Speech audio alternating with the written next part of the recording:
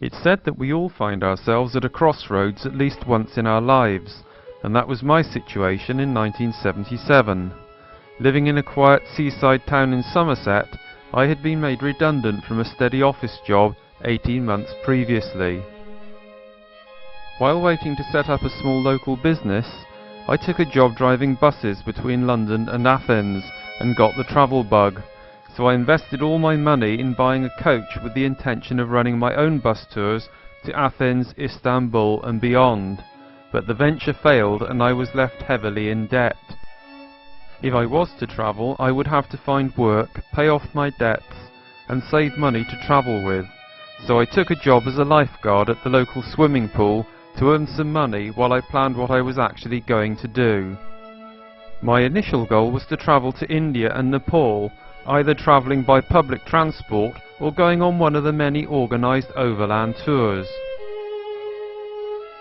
The journey would take me from London to Kathmandu, through France, Italy, Yugoslavia, Greece, Turkey, Iran, Pakistan, India and Nepal, a journey of some 9,000 miles.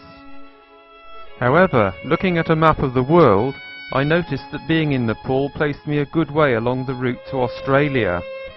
So the plan evolved to include a flight from Kathmandu to Perth in Western Australia, but it wasn't long before it changed again to include overland travel through Thailand, Malaysia, Singapore and Indonesia with a flight from Bali to Perth.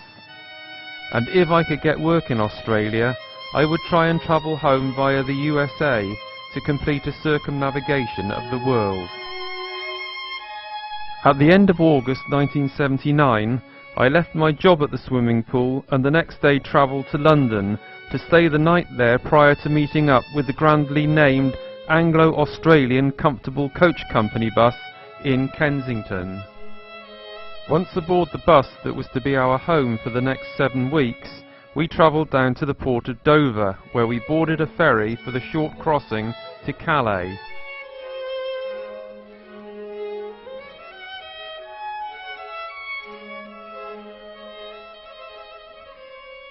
From Calais we drove south to Paris, where we were to set up the first camp of the journey in the Bois de Boulogne campsite on the outskirts of the French capital.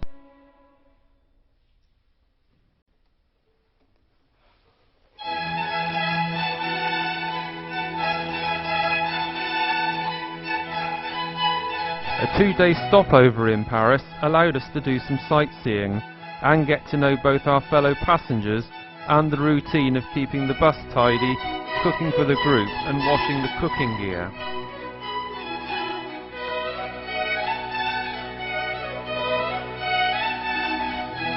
From Paris we continued south, passing Lyon before we turned eastwards and made our way into the foothills of the Alps, where we stopped for the night at a farm campsite at Saint-Jean-de-la-Porte.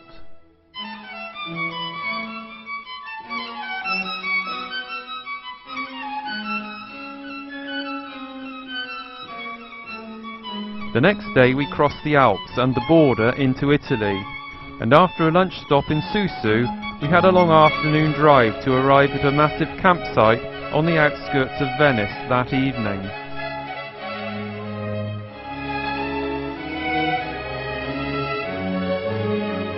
The next morning we crossed the Yugoslav border and then drove eastwards past Zagreb and along the main highway Pradesar we continued on to Belgrade, where we stopped for lunch.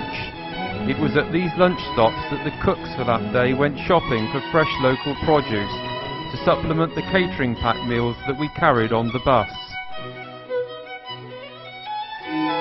From Belgrade we turned south to end the day at a pleasant campsite at a place called Prediana.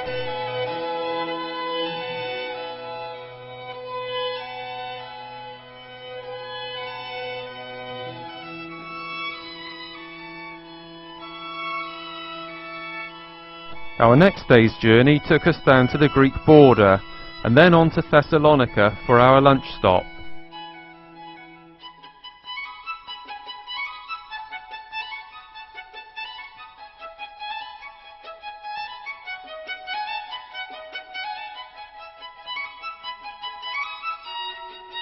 By the evening we had arrived at the seaside resort of Keramoti, where we set up a free camp on the beach next to the taverna.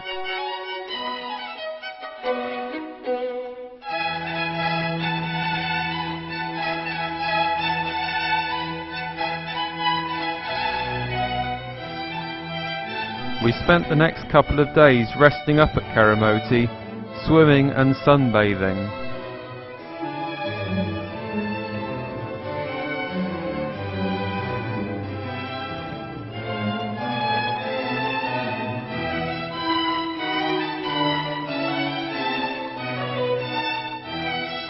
On leaving Keramoti, we continued east to the town of Alexandroupolis. Shortly after, we crossed the border into Turkey, and by evening we had reached a campsite on the outskirts of Istanbul, where we were to spend the next couple of days.